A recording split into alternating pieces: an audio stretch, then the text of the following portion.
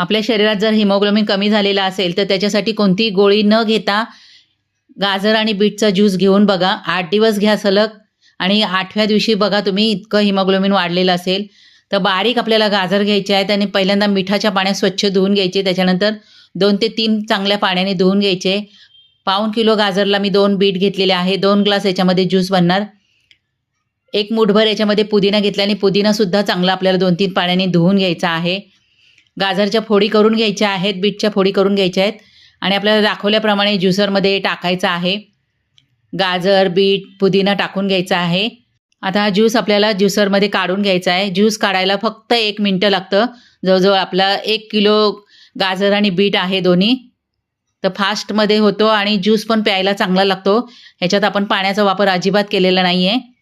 तर हे असे पार्ट वेगळे वेगळे होतात आणि एक हाती ठेवा म्हणजे ज्युसर खराब होणार नाही आणि लगेच धुवून ठेवायचं आहे जाळी वगैरे. आणि याच्यातला चोथा पाहू शकता बाजूला गेलेला आहे. ह्या चोथ्याचा काही उपयोग नाही कारण पूर्ण आपला ज्यूस निघालेला आहे. साफ करून ठेवायचं म्हणजे दुसऱ्या दिवशी आपल्याला ज्युसर परत वापरता येतो. तर 2 ग्लास आपला ज्यूस झालेला आहे.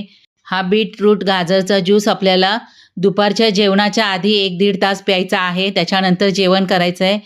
तर ज्यांचं हिमोग्लोबिन कमी झालं असेल किंवा ज्यांना थकवा येत असेल तर त्यांनी हा ज्यूस घेऊन बघा.